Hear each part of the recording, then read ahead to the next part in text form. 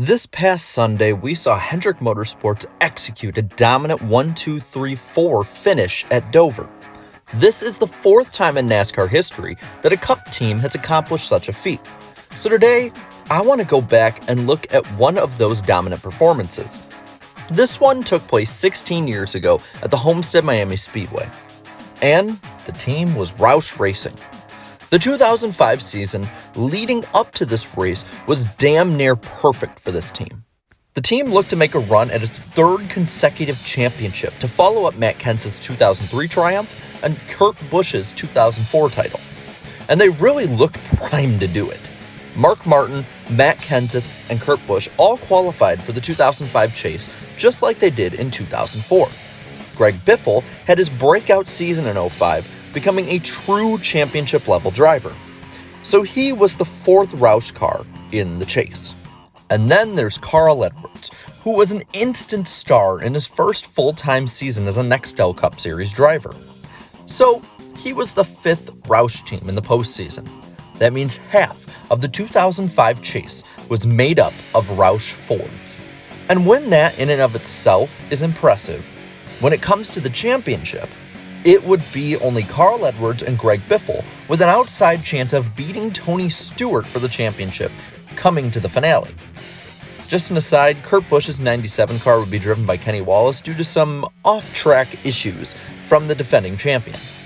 Wallace wouldn't be a factor in any point of this race. Edwards, on the other hand, would start from the pole. If there was going to be any shot of him winning the title over Stewart, it'd have to come from a great start and race. Carl Edwards brings them to the green flag. The Ford 400, the championship race, is underway.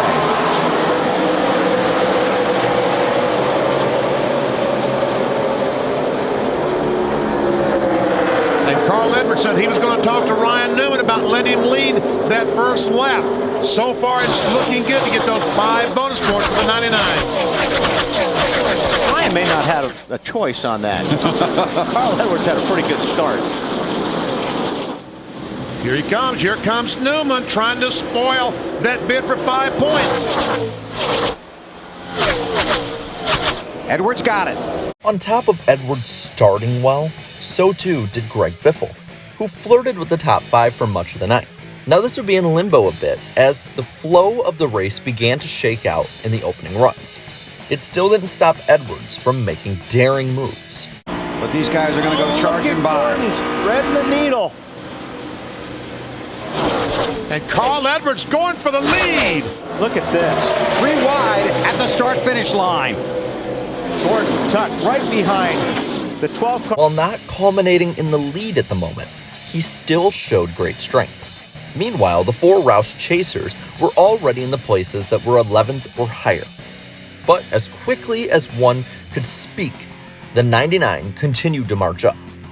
And as the night drew on, he began to lead and lead and lead. The 24 was the closest competition at that time on the track, as well as the 12.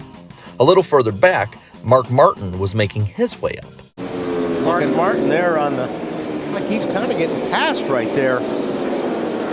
Matt, what's Mark saying about his car? Well, he's not saying a lot. He really feels like the car is great on long runs, but his teammate Greg Biffle just blew past him now. They're trying to keep up with the racetrack as it changes. He ran the Busch race last night, knows how the track changed over the course of the race. A few laps later, a huge championship development had happened.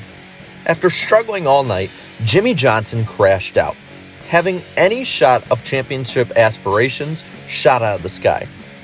This gave Carl Edwards and his crew the opportunity to help him beat the competition off of pit road. Now, unlike what Hendrick did in 2021, Roush wasn't as dominant throughout the day.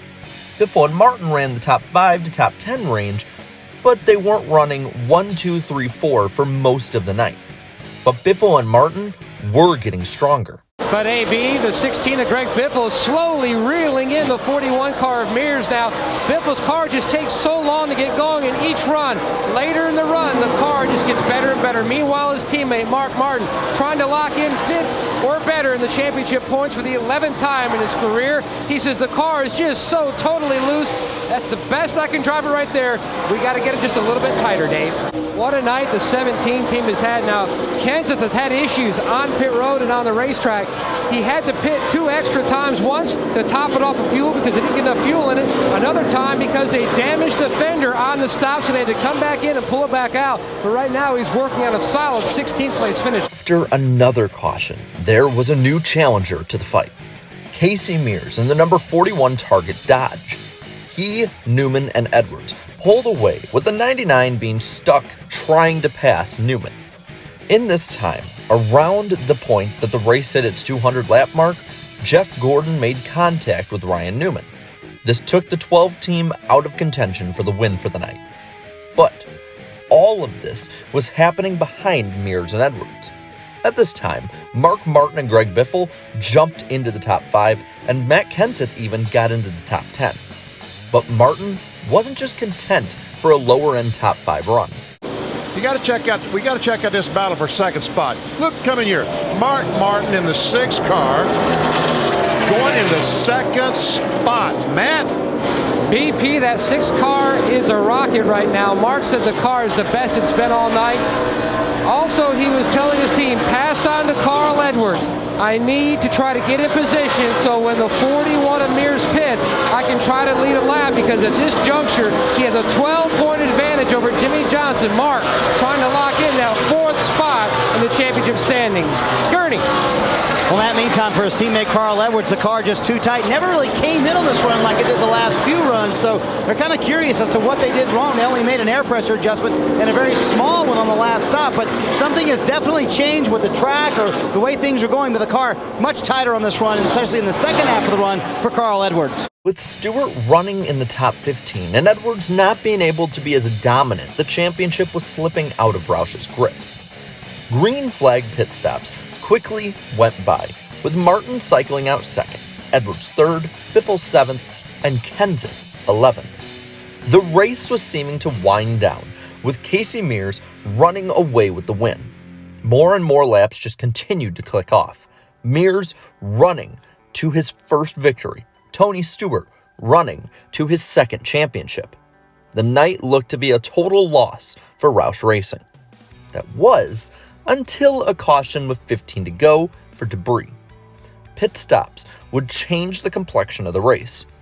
Biffle, Martin, and Mears took 2 tires, while Edwards changed all 4.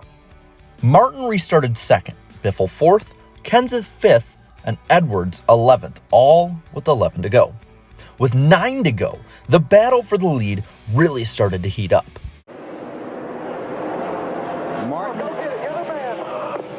Pat Trosson encouraging Mark Martin to go get him. Marty. Dave Blaney's had a great car all evening long, just a little bit tight. Kevin Hamlin told me it was an easy decision not to pit for those guys. 3 wide. Biffle to the lead. Man, where did he come from, Matt? BP, I told you, they keep working on that car, and Biffle knows that the 99, his teammate's coming. He's trying to lock in that 2nd spot in the points. What better way to do it? To win 2 years in a row is his cruise up on the wall. With Roush being 1, 2, 3 and Edwards charging, they had the full deck in their favor. The race for the lead heated up as the 16 and the 6 continued to fight. This is the finish of the 2005 season. About hit the wall on turn 4. Had to check up a little bit. Boy, Pat Troston, you hear he wants this, and he wants it so bad. But probably so does Doug Richards, the crew chief for Greg Biffle. Now Mark got through turn 2, awfully good that lap. Lap and a half to go. Stewart still in 15th. Smooth, one more time around. Joel Edmonds, the spotter for the 16 car. Mark goes to the bottom, picking up the throttle. Got a pretty good run. He's there, right beside him. Last lap of the season. Teammates Mark Martin and Greg Biffle fighting for the lead, while Tony Stewart tries to hang on to his position to clinch the championship. Oh, this is going to be good off of 2. This has been Biffle's sweet spot off the 2nd corner. Mark's there. He's there. And I think Mark's been better in 4. Looks that way. See if he can hold up. He got me, bud. Boy, Biffle drove in deep. Will it stick? Oh, he's sliding up the track. Out of 4, they come to the line. Wow! Greg Biffle wins the race. Those two fought for the win. Kenseth held serve in third, and Carl Edwards managed to squeak by Casey Mears for fourth. For the third time in NASCAR history, an organization clinched up finishing positions 1, 2, 3, and 4. Meanwhile, in points, the Roush squad did almost as well, finishing out 2nd, 3rd, 4th, 7th, and 10th. So this moment that could be viewed as momentous for Roush would be overlooked as Tony Stewart clinched up the championship and Rusty Wallace ended out his career. Even if it wasn't highlighted much, this still is a great moment, not only for Roush, but I'd say for the sport as a whole. And it wouldn't happen for another 16 years until this past Sunday at Dover with Hendrick Motorsports. But with that, I'll hand this one off to you. What team do you think could be the next team in Cup to finish a race in 1, 2, 3, and 4 positions? Let me know down in the comments below. While you're at it, leave a like on this video, share this video, subscribe to my channel for more great NASCAR content like this, and if you really like it, you can also join now. So until next time, have a good one.